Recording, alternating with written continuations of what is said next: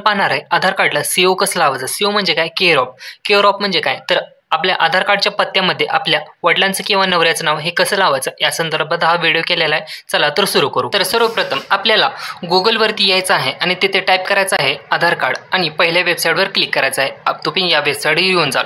तसेच myAadhar.uidai.gov.in ही website dial केली तरी तुम्ही या पेजवर याल। या पेजवर आल्यानंतर या लॉग इन बटनावर आपल्याला क्लिक करून घ्यायचं आहे। या ठिकाणी दिसतं लॉग इन बटन, त्याच्यावर आपल्याला क्लिक करून घ्यायचं आहे। त्या बटनावर क्लिक करून घेतल्यानंतर या ठिकाणी पाहू शकता आपल्याला या ठिकाणी आधार कार्ड नंबर टाकून घ्यायचा आहे आपला। सर्वप्रथम लक्षात ठेवा की आपल्या आधार कार्डला आपला मोबाईल नंबर लिंक असणे गरजेचं आहे। त्यानंतर आधार कार्ड नंबर टाकून घेतल्यानंतर खाली पुढे दिलेला कॅप्चा या ठिकाणी एंटर करून घ्यायचा आहे। कॅप्चा एंटर करून झाल्यानंतर आपल्या मोबाईलवर एक OTP जाईल। तो OTP आपल्याला या एंटर OTP या रकान्यात भरून घ्यायचा आहे। तुमच्या आधार लिंक मोबाईलवर एक OTP येईल, तो OTP आपल्याला या ठिकाणी भरून घ्यायचा आहे। OTP आलेला आहे, या ठिकाणी OTP एंटर करून लॉग इन करून घ्यायचा आहे। या ठिकाणी आपण असं इंटरफेस ओपन होईल लॉग इन झाल्यानंतर। इथे अपडेट आधार यावर क्लिक करा, त्याच्यानंतर अपडेट ऑनलाईन आधार, त्याच्यानंतर प्रोसीड टू अपडेट आधार यावर क्लिक करायचं आहे। त्याच्यानंतर या ठिकाणी आधार ॲड्रेस चेंज करायला नो लिमिट आहे, त्याच्यानंतर त्याच्यावर क्लिक करून अपडेट प्रोसीड या बटनावर क्लिक करायचं आहे। या ठिकाणी आपला ॲड्रेस पूर्ण या ठिकाणी दिसेल। जो आत्ता आपल्या आधार कार्डवर जो ॲड्रेस आहे तो या ठिकाणी व्यवस्थित दिसेल, आपल्याला व्यवस्थित पाहून घ्या। याच्यावरतीच आपल्याला आता वडिलांचं किंवा नवऱ्याचं नाव लावून घ्यायचं आहे। त्यासाठी या ठिकाणी खाली यायचं आहे आणि केअर ऑफ ज्या ठिकाणी लिहिलेलं आहे त्या ठिकाणी तुमच्या वडिलांचं पूर्ण नाव किंवा तुमच्या नवऱ्याचं पूर्ण नाव या ठिकाणी टाकून घ्यायचं आहे। नाव पूर्ण टाकून झाल्यानंतर खाली घ्यायचं आहे, तिथं मराठीमध्ये ॲटोमॅटिक खाली पडेल। या ठिकाणी इंग्लिश टाईप करून झाल्यानंतर खाली पण मराठीमध्ये ॲटोमॅटिक पडतं, ते आपल्याला टाकायची काही गरज नसते। जर मिस्टेक असेल तर गुगल इनपुट वापरून तुम्ही चेंज करू शकता। त्याच्यानंतर या ठिकाणी आपला ॲड्रेस टाकायचा आहे।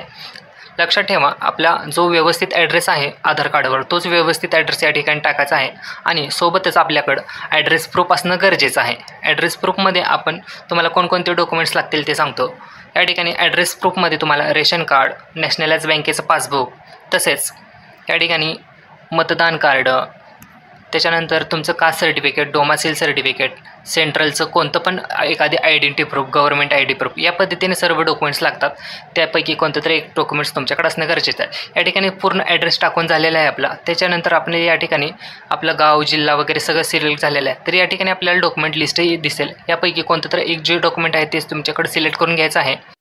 या ठिकाणी पुन्हा एकदा डॉक्युमेंट लिस्ट दाखवतो, यापैकी कोणतं तरी तुमच्याकडे एखादं डॉक्युमेंट असणं गरजेचं आहे। या ठिकाणी तुम्ही लिस्ट पाहून घ्या, यामध्ये कोणकोणते जे डॉक्युमेंट लिस्ट आहे। या ठिकाणी वेगवेगळे डॉक्युमेंट्स आहेत, इलेक्ट्रिसिटी बिल, नॅशनलाइज बँकेचं पासबुक, किसान फोटो पासबुक, इंडियन, त्यानंतर मॅरेज सर्टिफिकेट, पासबुक, त्यानंतर photo ID card, government proof असलेलं एखादा ID कार्ड, त्याच्यानंतर pensioner industry, ration card, SC ST OBCचं कास्ट सर्टिफिकेट, सेंट्रलचं किंवा स्टेटचं असलं तरी चालेल, तसंच MLAचं लेटर म्हणजे तुमच्या शिफारसपत्र म्हणून असतं ते, त्याच्यानंतर मतदान कार्ड, वॉटर बिल, यापैकी कोणतं पण एखादं डॉक्युमेंट्स तुमच्याकडे असणं गरजेचं आहे। ते आपण जे आहे ते सिलेक्ट करू। त्याच्यानंतर या ठिकाणी व्ह्यू बटनावर क्लिक करून या ठिकाणी ते अपलोड करून घ्यायचं आहे।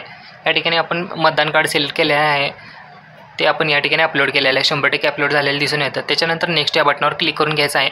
त्यानंतर प्रिव्ह्यू आपल्याला दिसेल, आपल्या पत्ता आधार कार्डवर या प्रकारे पत्ता होणार आहे। या ठिकाणी पाहू शकता नाव या ठिकाणी येणार आहे, त्याच्यानंतर त्याच्यासमोर ॲड्रेस पण दिसत आहे, पूर्ण ॲड्रेस या पद्धतीने नाव होणार आहे, तुमचा ॲड्रेस चेंज होणार आहे। त्याच्यानंतर ॲग्री बटनावर क्लिक करून नेक्स्ट या बटनावर आपल्याला क्लिक करून घ्यायचं आहे।